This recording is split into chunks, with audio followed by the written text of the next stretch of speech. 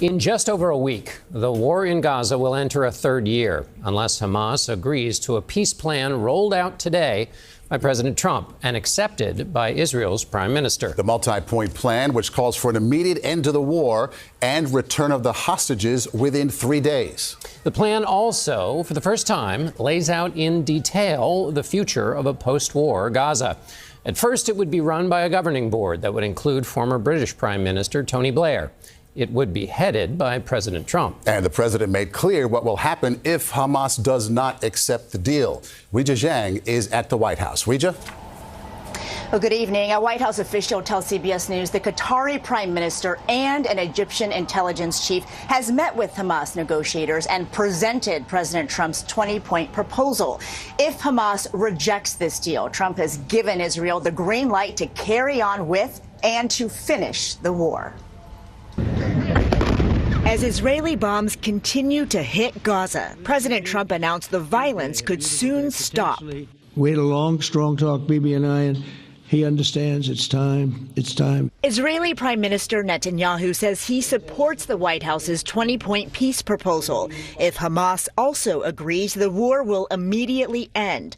All hostages will be returned within 72 hours of Israel publicly accepting the deal, and Israeli forces will begin withdrawing in stages. The promise of a new Middle East is so clearly within our reach. This is the closest we've ever come to real peace, not fake peace, not political fool's peace. The plan aims to shape the future of Gaza with an economic plan to rebuild it.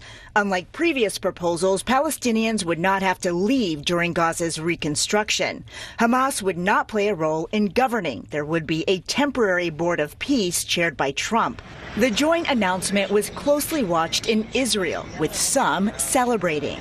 It looks like finally, we have a deal to end the war, the bloody war in Gaza, and bring all our people back home. The plan also leaves open the possibility of a credible pathway to Palestinian self-determination and statehood, something Netanyahu opposes. That would be an outcome that, after October 7th, would reward terrorism, undermine security, and endanger Israel's very existence. Another potential sticking point, the proposal calls for Hamas to disarm, something it has never agreed to do. Hamas has not yet accepted the terms.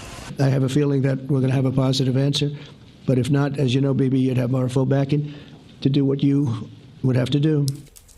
Weijia Jiang joins us now from the White House. Weijia, you mentioned that the Qatari prime minister is talking to Hamas. This deal relies on Qatar and other nations to put pressure on Hamas, but Israel bombed Qatar. How did the president deal with that?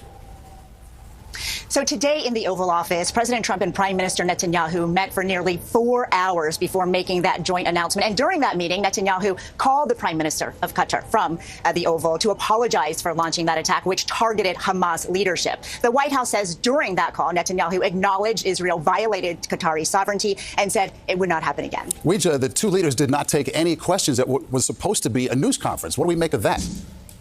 So it's very rare for President Trump not to take questions, especially when an event is listed as a press conference. But it may be because there are so many outstanding details that have yet to be filled in about how to implement this plan. The last time this happened with a world leader, it was with Vladimir Putin in Alaska, when they did not have any questions and they did not have any news to announce about progress toward a ceasefire there. This was a day for negotiation at the White House. Negotiations require pressure and, importantly, a desire for different outcomes. Experience reminds us that even when a breakthrough is announced, momentum sometimes recedes, and the status quo presses stubbornly forward. At the White House today, President Trump leaned on Israeli Prime Minister Benjamin Netanyahu to apologize to Qatar for an Israeli airstrike that violated Qatari sovereignty as it targeted Hamas leaders engaging in negotiations there. That was a precondition to Qatar to move to the next step with other Arab nations to support a White House-drafted peace deal, 20 points in all, to end the war in Gaza and gain the release of Israeli hostages, living and dead, as well as to a phased military withdrawal from Gaza, Israeli military withdrawal, and expanded humanitarian assistance inside Gaza. This deal is a framework with all the fragility that word implies in the Middle East, meaning each line subject to interpretation.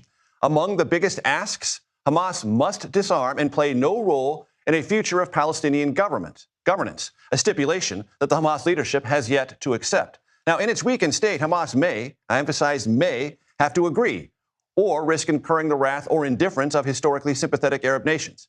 If Hamas says no, Netanyahu has vowed to carry the war in Gaza forward for as long as it takes. The other negotiation? With Congress over government funding.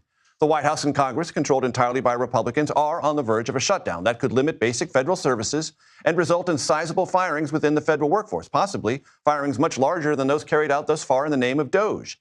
What Trump wants and what levers congressional Democrats possess or merely imagine they possess was just tested face-to-face for the first time.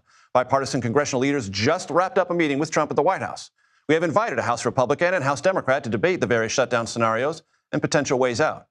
Even by Trump standards, today was an eventful day at the White House. To guide us through it all, we turn to Ed O'Keefe. Ed O'Keefe, on the North Lawn of the White House, great to see you. Let's go through what happened in the Middle East. I want to play for our audience sound, first from President Trump and the Israeli Prime Minister Benjamin Netanyahu, both playing off what Hamas must do and what Hamas may face. Listen.